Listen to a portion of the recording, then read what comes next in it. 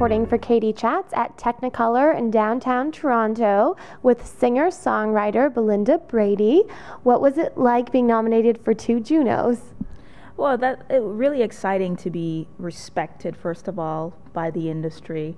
And, a lot of work has been put into my songwriting skills and just producing and engineering as well as being a performer. So, it's been exciting and well received, I'd say. And I hope to actually pick up a Juno soon. How did you become a reggae music artist? Yeah. Well, originally I'm from Jamaica, and of course being influenced by the reggae community and the reggae industry down there.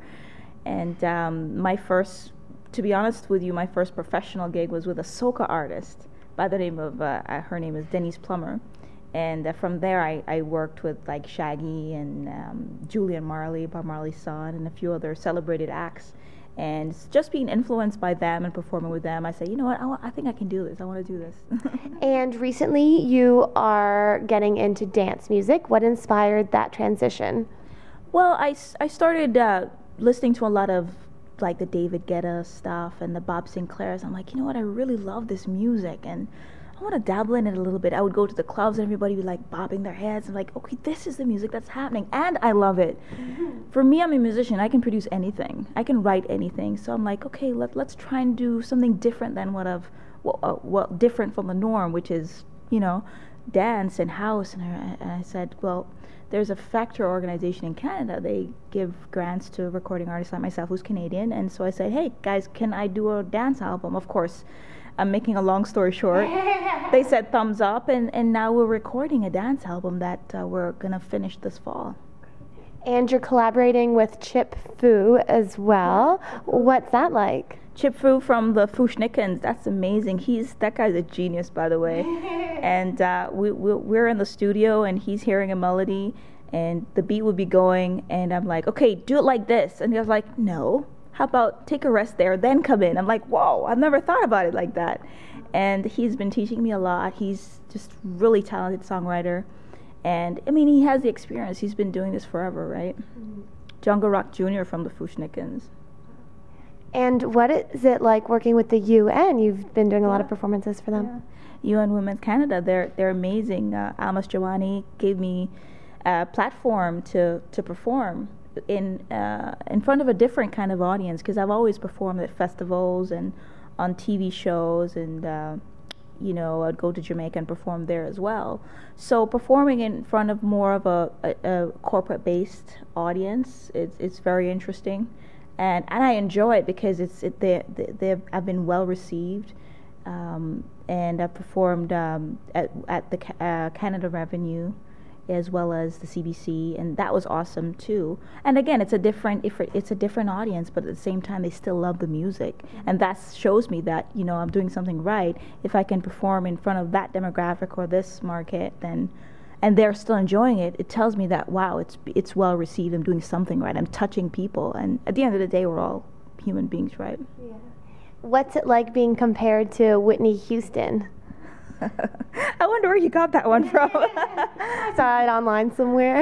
You know what? I'll take that as a compliment, because I never thought that, wow, Belinda, Whitney Houston, that's a big deal for me. So I take that compliment to the heart, because I love Whitney. I grew up listening to Whitney.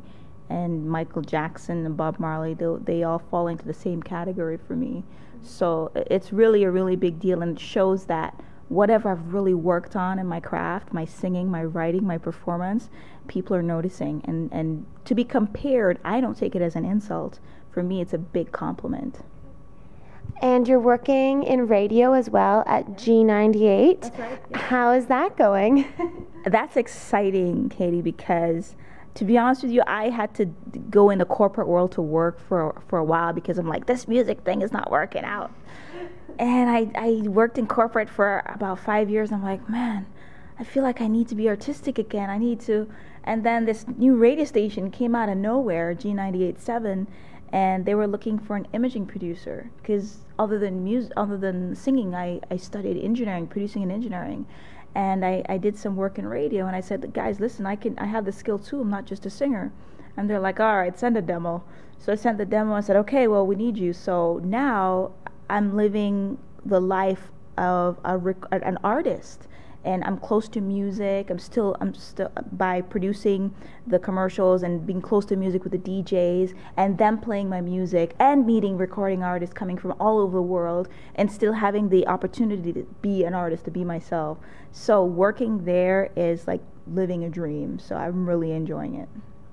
And where can we find out more information on you and on your upcoming albums and your past albums online?